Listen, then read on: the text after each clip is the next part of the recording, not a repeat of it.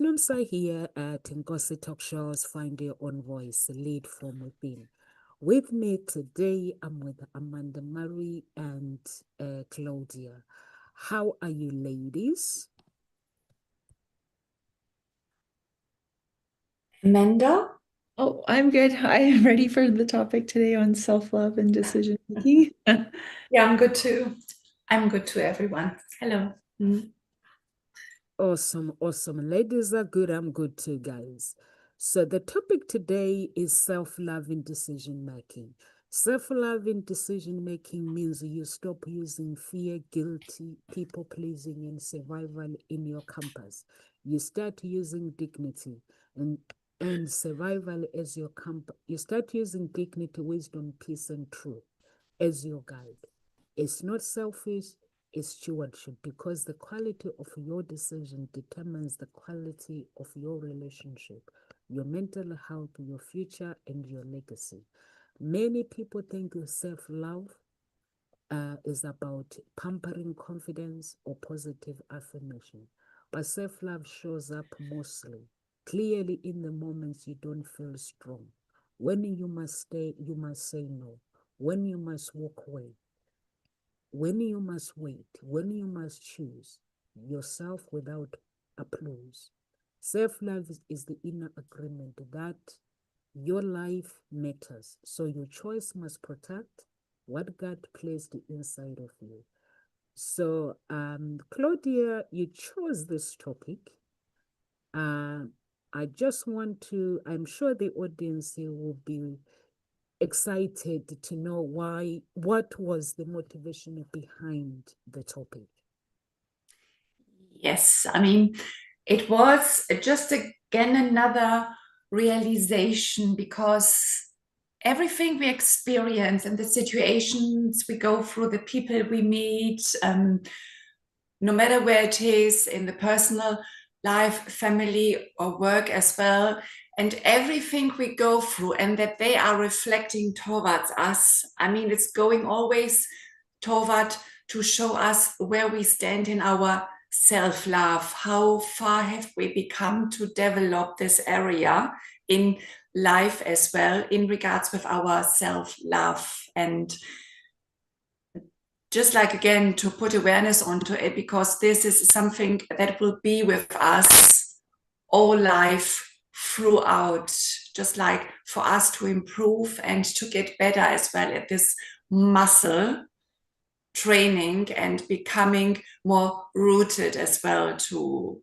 have a self love for us in all different areas, and including as well what we chose today when we actually as well make decisions in life.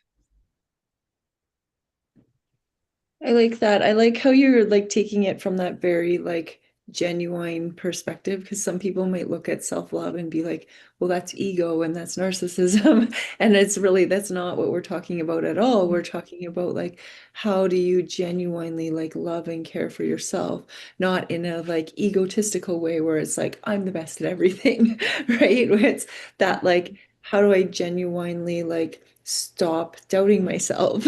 How do I genuinely forgive myself for the mistakes that I've made in the past? How do I fill my day with positive things so that I'm growing towards my goals? Right? Those are the types of self-love things that we're talking about here. We're not talking about ego and being vain. We're talking about how do you genuinely love and care for yourself the way that you hope that somebody else will love and care for yourself and show up for you in your life, right? And so when we're making decisions around that self-love, it's not necessarily about um, being being vain about it. It's about really genuinely taking care of yourself the way that you hope that someone will take care of you too as well. And when you show up for yourself that way, then you start to vibrate that way out into the world, right? And then you attract more of that. So likes attract. So when you do genuinely take steps towards your goals and you consider who you're surrounding yourself with, all of the other things in your life start to shift and change. Nomza, what do you think?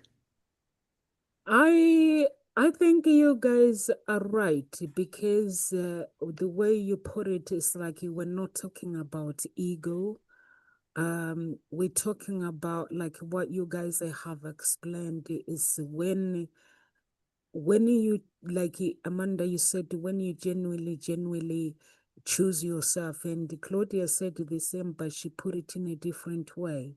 When you genuinely choose yourself, when life it doesn't make sense, because there are times where life will not make sense, and like you don't rush to prove yourself, but you also don't negotiate with the disrespect, and you choose yourself. When you choose your values, when you don't abandon your values, if you know your values and you know who you are, and you are consistently showing up for yourself and not betraying your soul, because sometimes the people they betray themselves because they know who they are and they know where they want to go and they know what they're supposed to be doing. Let's say when you go on a date, I know what I want, I know who aligns with me, but then I could betray myself by picking the wrong guy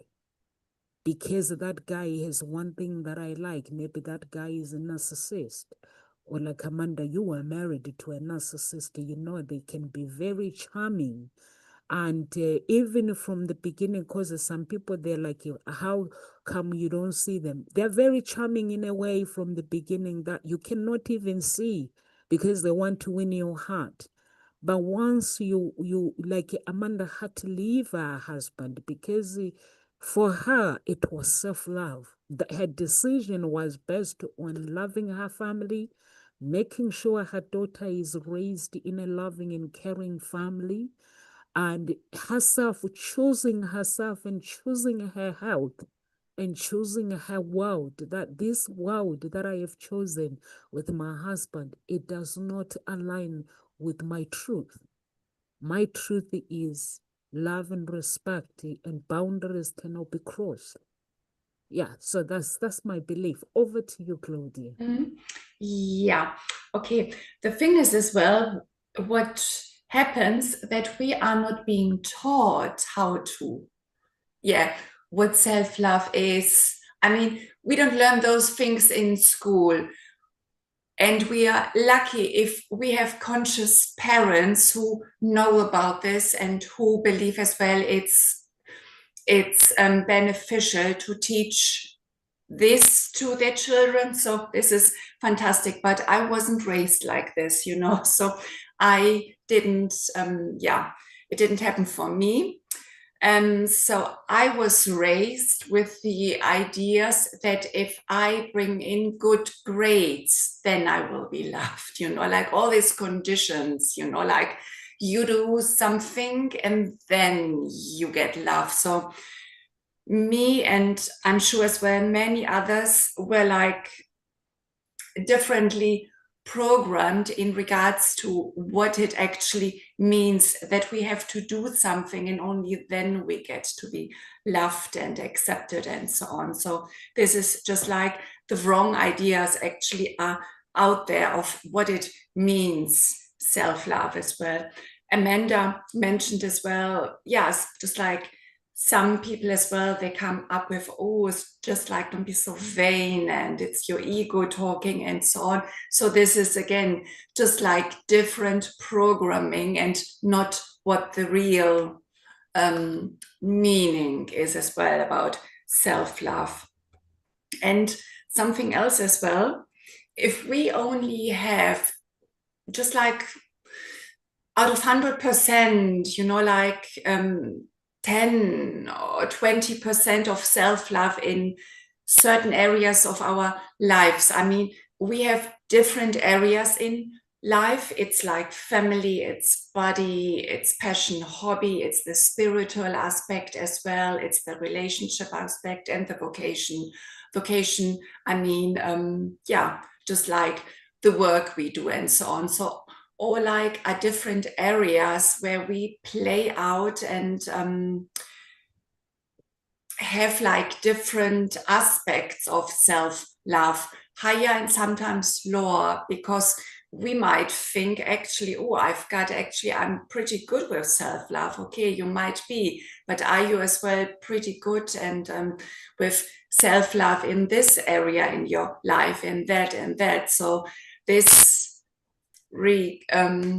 this means as well that we really have to go within and to check as well, how do we feel and how are we being towards ourselves in all those different areas. And I'm saying this as well for us to go within and to reflect a bit, because the point is, if we only feel like 20% of self-love towards us in regards to the vocation area, which is the work, so that means that our boss and the co-workers can only reflect those little percentage that we feel for ourselves, can only be reflected back from us the same percentage. This means if we only feel like 20% self-love in the vocation area, as well, that 80% of the self-love that we don't feel towards us in this particular area of our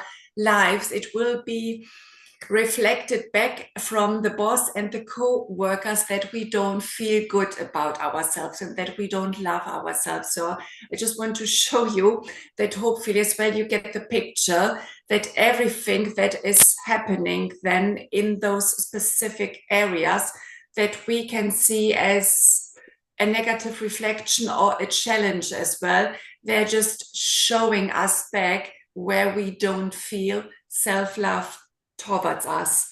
Did it make sense, Amanda, the way I described it? Yeah, what areas are you not feeling self-love towards yourself as one thing that you're trying to get people to yeah, because obviously there are some areas a bit higher, but then as well areas not as high. So it's just like to have a good understanding overall, how we are being toward ourselves in those areas. Yeah, I think that's really important is that self-awareness piece, right? And that self-awareness piece, that self-love is very different than what we were talking about earlier, where it's like not the narcissism and the and being vain or self-absorbed. That's not self-love, right? And when Nomza was talking about narcissism is a completely different like ball game of things, because we all have narcissistic tendencies and we all have traits that are narcissistic, but there's on a like it's on a scale, right? Like there's like a bell curve.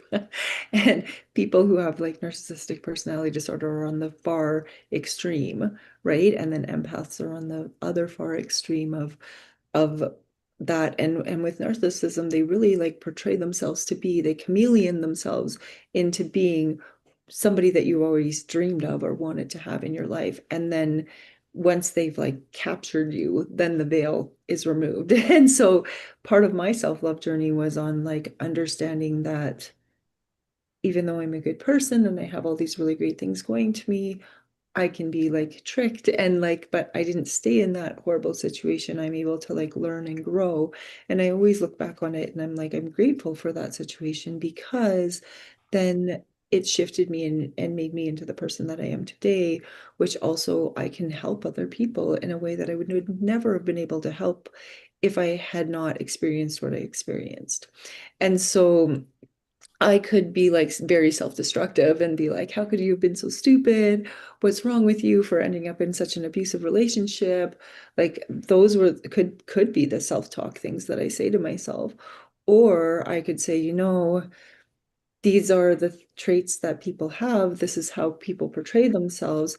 The person that they portrayed themselves to be doesn't actually exist. It was like mirroring what it was that I was looking for. And because of the situation, I'm able to like, it was a huge growing curve for me. It was a huge self-awareness piece.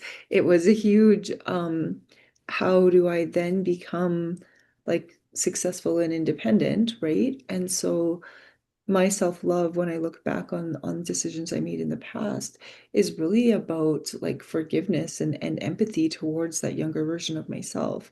And so I think part of our self-love journey is about looking at past versions of yourself and forgiving yourself, right? Forgiving that past version of yourself that didn't know better, because we can only do better when we know better, right? And part of our journey is about then facing similar types of situations and making a different decision. Because if we continue to make that same decision over and over and over again, then it's really the definition of insanity and we haven't learned anything. But if we then end up in some sort of similar situation and we go, oh, I've seen this before, I can shut that door real fast and go in a different direction. And that's something that I think people on their self-love journeys really need to like realize, right? And you are so impacted by the people that you surround yourself with. So who are you choosing to surround yourself with? Because I think that's one of the biggest indicators of self-love in your life is who you're surrounding yourself with. And when we are in a positive love, self-love situation, you're going to surround yourself with really amazing people. And you're going to know which people you have to keep at arm's length. You're going to know which people you can like let in and share what you need to share. But also you're going to know which people don't deserve your story, right? Because there's people who are oversharers, and that's a trauma situation, right? Is if you're an oversharer, it's generally because of some past trauma that you have. And but there, I do think that it's really important to have some really close people that you are able to share the thing, your big struggles with. And so I think self-love is really a journey, definitely a journey. And part of it involves looking at those past versions of yourself and finding forgiveness. What do you think, Nomsa? I like it, Amanda, when you say you were able to have this self-awareness of forgiveness, forgiving yourself for that past version of yourself that didn't know better. And I think that is really, really, really a breakthrough, is when you find the breakthrough. And also, I like what Claudia said. You said you were not taught what self-love is. For you, what you knew was to go to school, bring good grades, and then you will be loved. And I think that's what most parents do, bring good grades. Like my children, I'm the opposite, but my children bring good grades. So what I do is, for me, I tell my children to go to school and be normal, but I also explain to them that you have to work hard you have to study if you want to be different. At the same time, if you don't get the results that you want, you cannot blame yourself. So they are aware, even the teachers, they are aware that when my children start going AWOL with the grades that they have, the teachers will be, if your mom was here, what would she say? And my children will be like, she'll be like, be grateful. So that's what I teach my children. But for me, I was raised differently. My parents, they're not like the parents go get good grades.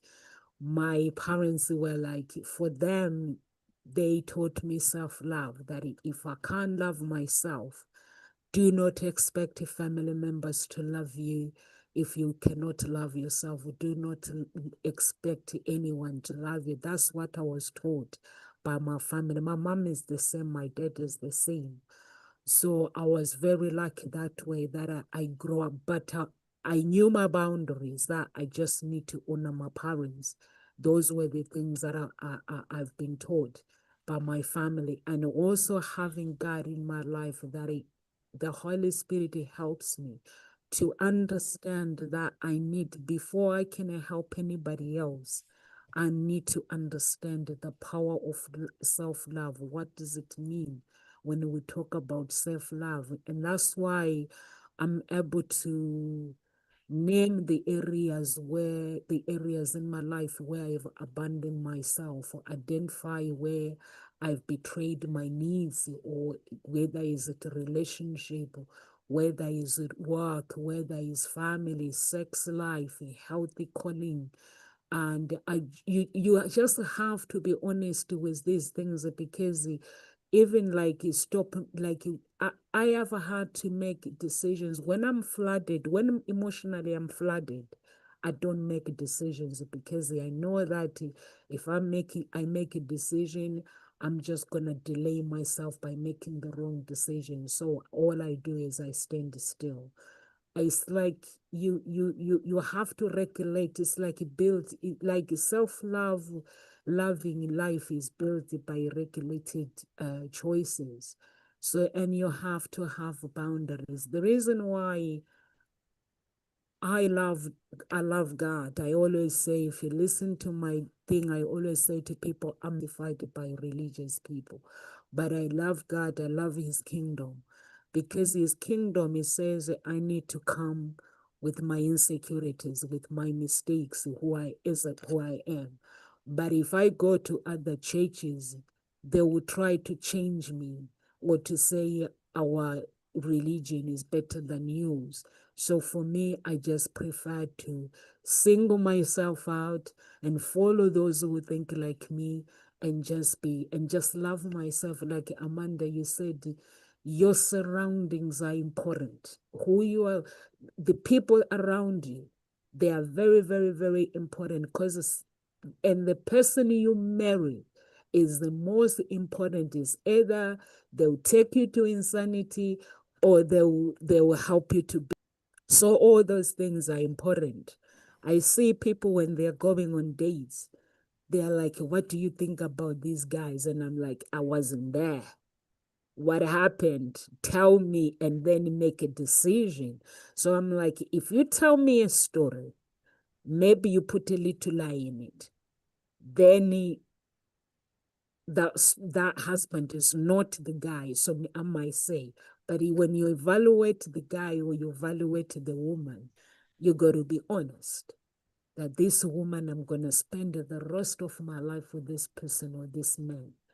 Am I choosing this person? Even if they choose you, you still have to make a decision based on self-love, not ego.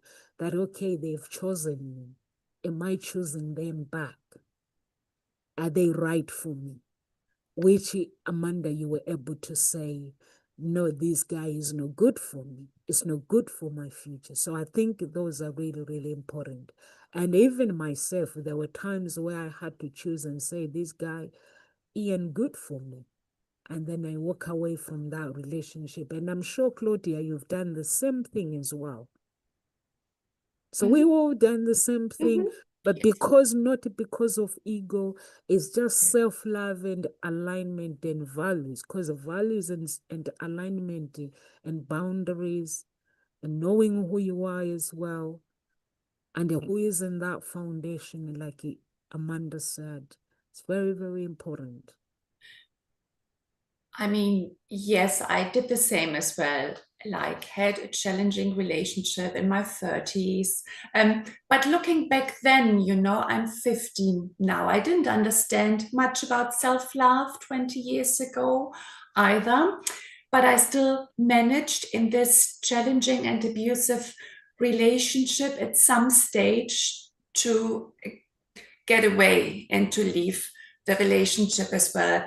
But what happens as well in our lives is when we don't really yet have the awareness of the self-love, there is a law. It's called the law of opposing forces. So basically as well, we are in this challenging relationships, but it can be as well a work relationship as well, but basically one side is a bit abusive of the other, and there is bullying as well involved. But the thing is as well, those reflections are getting louder and louder into our faces until we actually get it. And at some stage, we feel so fed up with this situation. It's basically the law of opposing forces, that it's happening over and over again. We don't get it yet, but the reflections getting bigger and bigger, louder in our face, until we actually get the awareness, enough is enough. And this is when it kicks in as well. And we decide as well, okay, I'm better than this, I deserve better, and so on. And then we do something, and mostly it is as well to leave this relationship behind. So this is actually good to understand as well how this law is affecting and working always in our life too. But then as well, self-love comes into this play too, because it is the desired outcome as well for us to understand and to make the decision to go away from this situation. And and then in the future, when we look back at those circumstances and situation, we can see that it was actually our greatest teacher at that particular time. So I can see this now. Greatest teacher. I'm thankful because it has led me to a certain outcome and to change my life. So that I didn't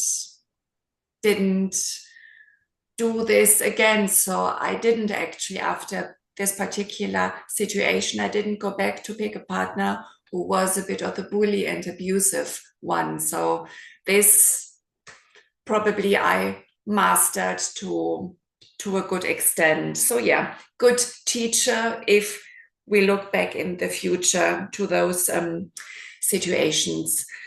And then as well, we've got this people who are very kind and super sweet and very loving and everything. And then they get bad situations. They get into bad situations. They attract bad people and so on. And then I'm sure as well, we all have had this people where we feel like, oh my gosh, they are so sweet, so loving and everything. But why do they attract the negative situations? But then the thing is as well, how good are those people who are super kind and super loving? Usually they don't have the boundaries as well inside of them to just like to protect themselves and their boundaries as well. So you can be super sweet and super pleasant and everything, and you do get the unpleasant situations. But this is as well showing that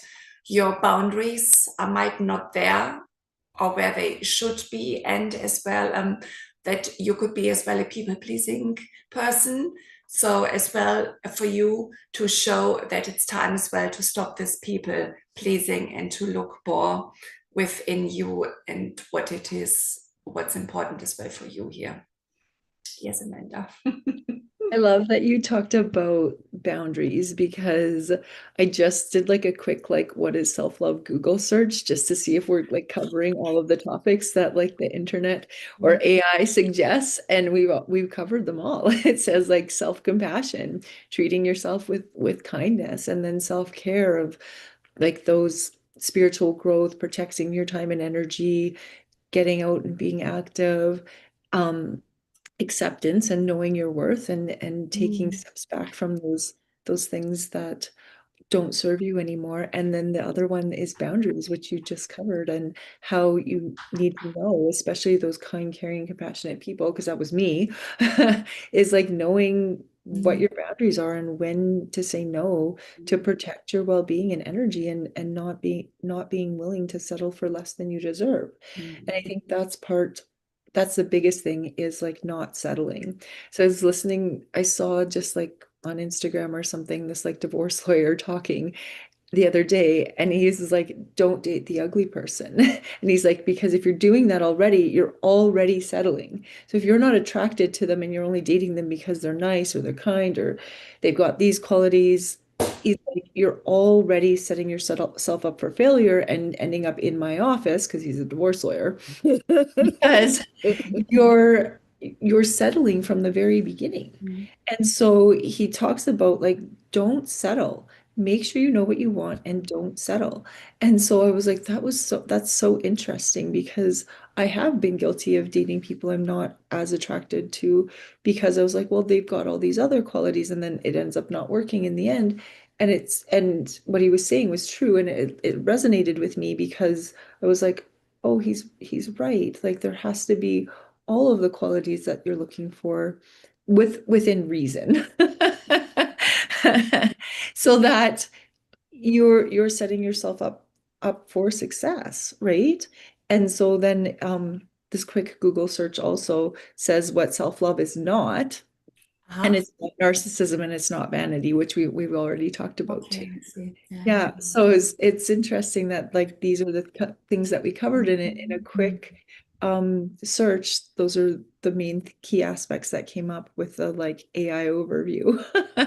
So I think that's really, really important to recognize. And I think that boundaries piece is something that we don't always talk about when we're talking about self-love, because boundaries is something that um is hard for some people, is knowing when to say no. Can you say no at work? Can you say no, I'm not doing that? That's a waste of my time. That's something that I've got much better at doing at work. I'm sure my superiors don't love it when I'm just like, I'm not doing that. That is a waste of my time. And then they look at me like, what? That's your job? I'm like, no, that's not my job. My job is to teach. My job is not to do this. Tell me where in my contract it says that I need to do this, because I'm not doing that. That's a waste of my time. Right. And so I think that's something that's really important, especially for people in those caring and compassionate careers like teachers and nurses and all of those caring professions, because we tend to just like take on more and take on more and take Yeah. on more. Yeah. And then we're like completely overwhelmed and drained and exhausted and not doing our self-care. And that's when we fall apart. And then people go like, oh, what? Like you used to do all of these things. And it's like, no, I'm not doing that anymore. I'm going to take care of myself. And so one of my like general rules is like, I don't bring work home except for during report card time, because that's kind of a time where I know I need to bring it home.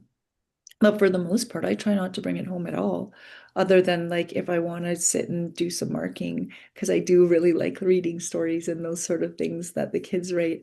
And so I'll like mark from home because I like to curl up in my jammies and like read their stories or look over their projects. But that's a like choice, because I'm like, I'd rather do it at home in my jammies than in my work clothes at my desk. But otherwise, I try to really make that boundary of like, I'm not taking my work home with me, because all of these other aspects of my life are really important. And my whole like self-awareness isn't just my job, right? I am all of these other things too. And I think sometimes in society where we view it people by like, what is it that you do? How many, like, what degrees do you have? Um, those sort of things. And you're so much more than like, what is it that you do for your career? And I think sometimes we need to like look a little bit more into that too when you're talking about self-love. Too, is like, what is it that you're putting into your life, that self-love that isn't necessarily your career? Because so many people focus so much of their time and energy on their career, and then all these other aspects of their life are falling apart. And all of those other aspects of their life are part of their self-love and self-care journey. You can't just jump into one area and expect the other ones. Exactly. So like lots of people who are really successful in their career are failing at relationships. And so we need to find like a well-rounded balance. And I think finding that well-rounded balance is a huge piece of self-care. Yeah. No. Yeah, I think everything comes down to alignment, Amanda, and understanding as well. I like it when um,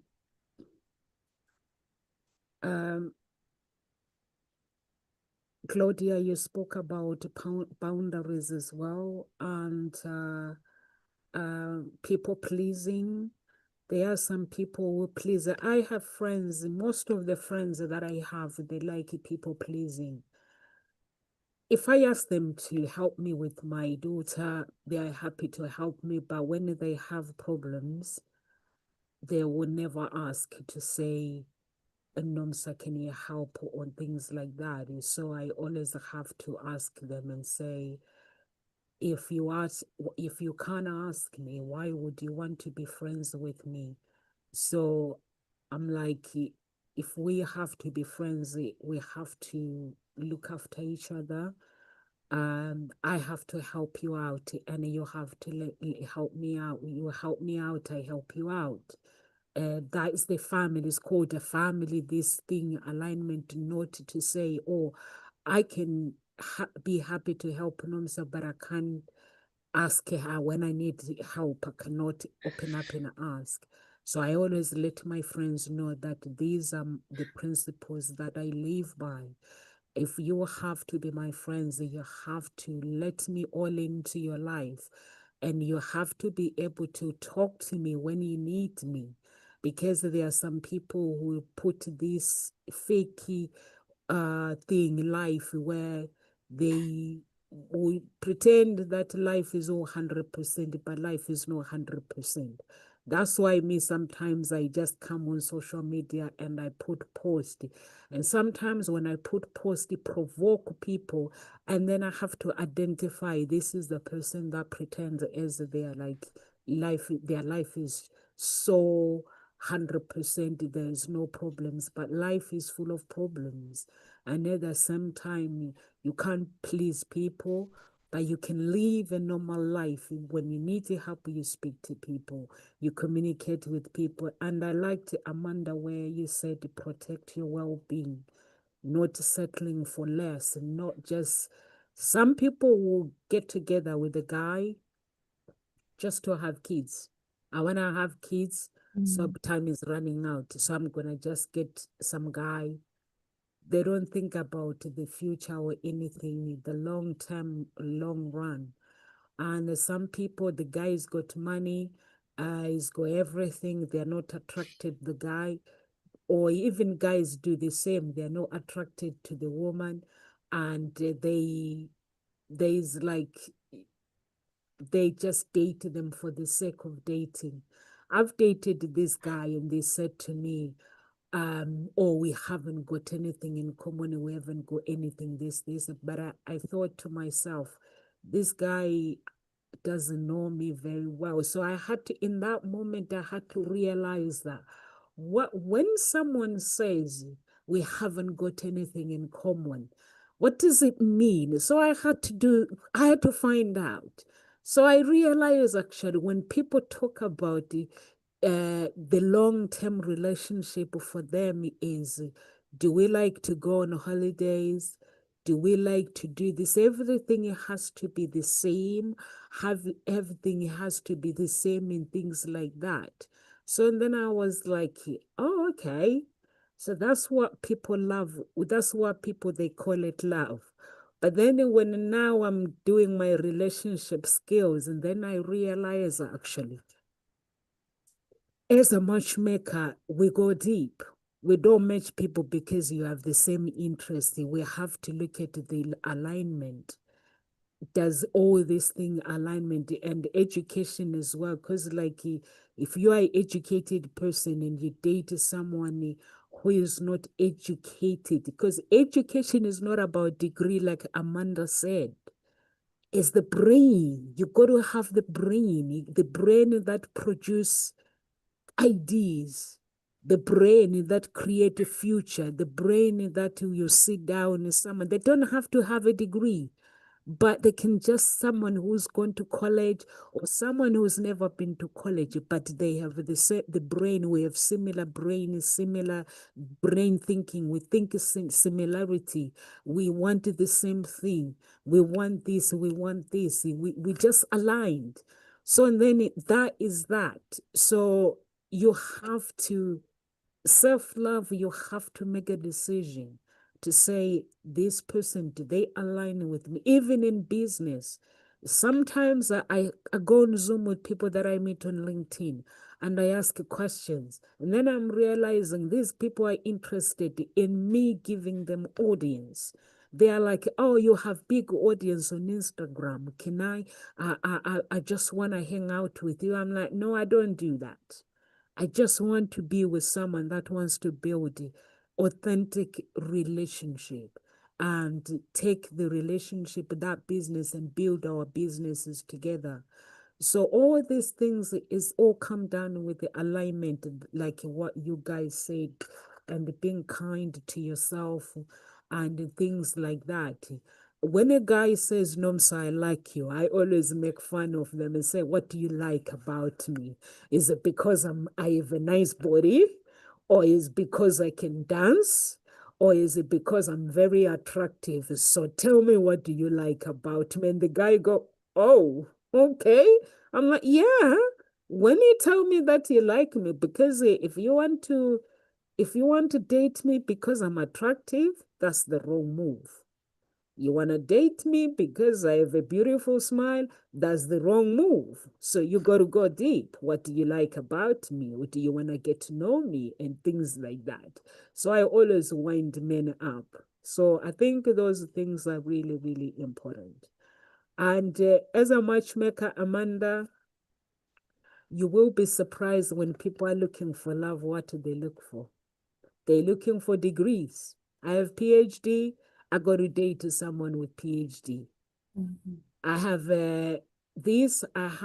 I understand with the lifestyle, you have to be with someone who understands your lifestyle and things like that. But sometimes love is not like that. It's not about degrees and PhDs.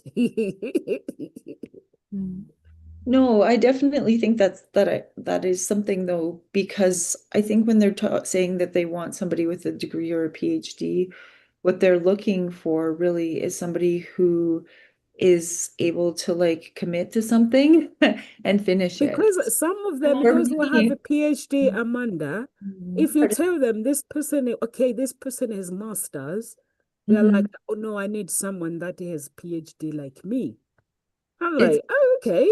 Because This is that so person means they interesting because went to school and educated. if I narrowed that down to like people who have a master's or more, like that, I would cut out like 90% of the population, right? And I think that when we're looking for for like those type of qualities, it's really not necessarily that they need to have a master's or something, or even a PhD or a degree. It's that they can show in some capacity that they're able to commit to something and finish it and see it through. Yeah. So like somebody who runs a very successful business might actually be a better fit than someone just because they have a PhD, because a PhD doesn't necessarily mean much if you haven't gone out into the world and done anything with it. Right? I think something that's really important is it's not about what you know, it's about what you do. Because so many people have all this knowledge in their brain, but they don't do anything with it. And I read a book the other day, or sorry, I was listening to a podcast the other day, and it talked about how it was talking about money smarts and how to like invest and become successful by investing.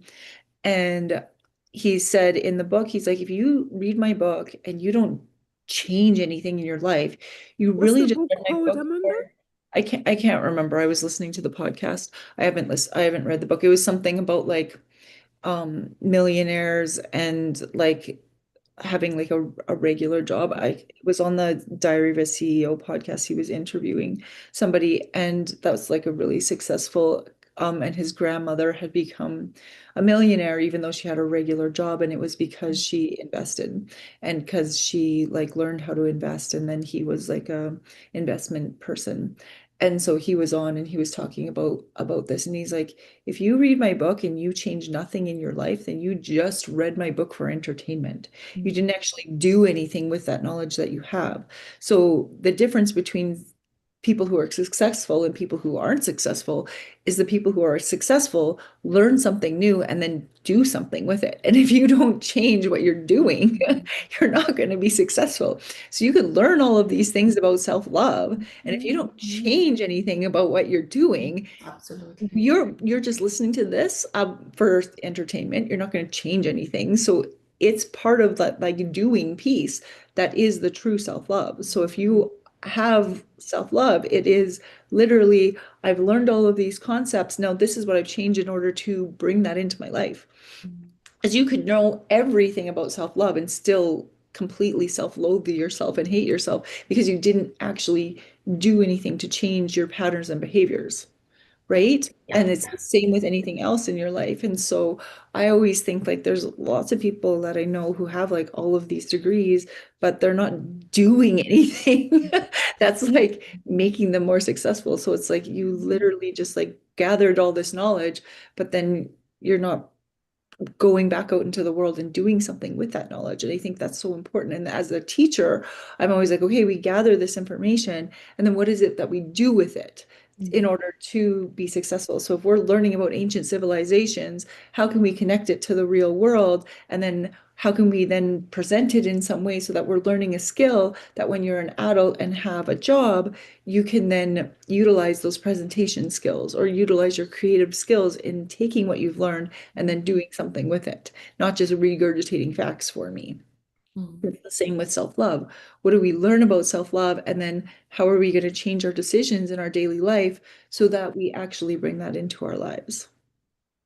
Yes, absolutely. We have to apply the things, yeah. Apply the things we learn, and then to see as well how it works for us and what it changes as well. So yeah, basically as well. So what is one thing that you could decide today to take on in regards to self-love, to make time for you to do something particular in this time? And that is a non-negotiable, that you are not going to move for anyone but you. So this is, for example, one good thing to apply in regards to is just like one self-love, self-time, investing in yourself step that is not going to move for anyone. So what would be one this week, just like the audience to pick like one thing this week that they are not going to move at all?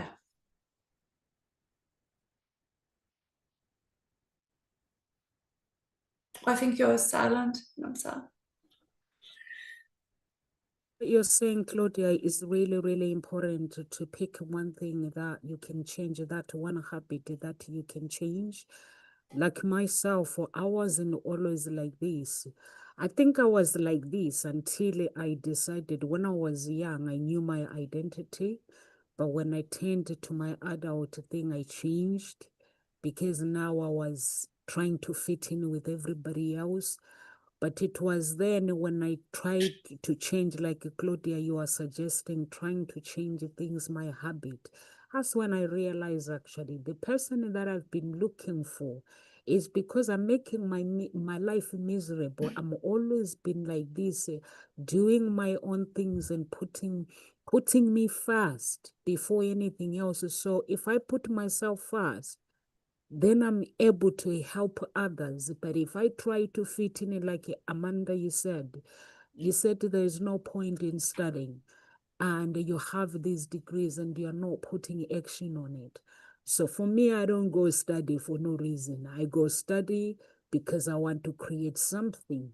When I finished my degree, I looked at my degree when you're looking for qualifications, how much you can get paid and stuff. And then I was like, okay, if you add marketing, how much can you get thing?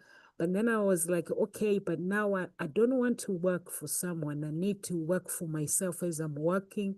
My psychology is just fine by me, with me as well to the field where I am is perfect. It helps my audience. So now, but when I'm speaking the language of marketing, I don't even understand the word, what people like self-love. And I was like, I don't understand their language. So I had to study. I had to study a course for 12 weeks, a 1 year course for marketing. It took me 12 weeks or 8 weeks, I can't remember, just to finish it because I needed to understand the language when I'm speaking to people. And sometimes I get phone calls and someone say, no, sir, I need to do marketing for you. And I'm like, and then I ask questions because now I have the knowledge. And then I'm thinking, you want me to give you my business and then you go and get AI and then the AI does the work. And then I was like, I can do that. So now I'm understanding the language because I love myself enough.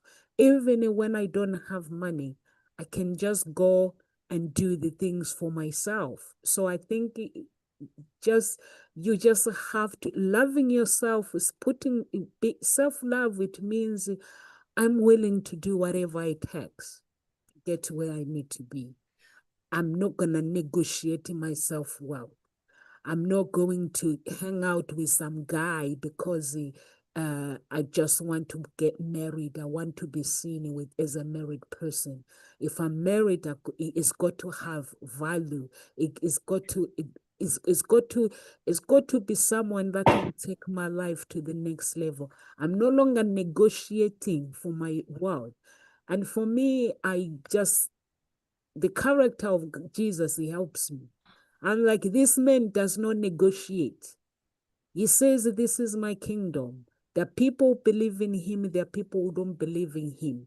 He doesn't negotiate or to say a little bit, even if you don't like my commandment, you can like it, you can follow 9 of them.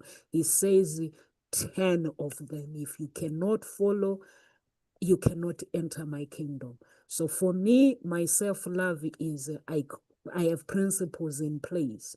When you enter my life, I don't control you.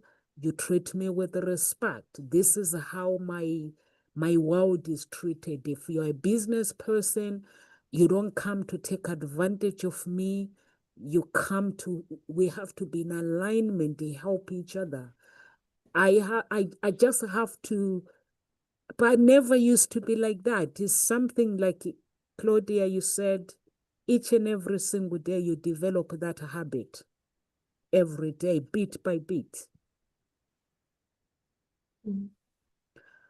Words of encouragement. I know Amanda we have to go because of Amanda. Any words of encouragement, guys? And Amanda, from you?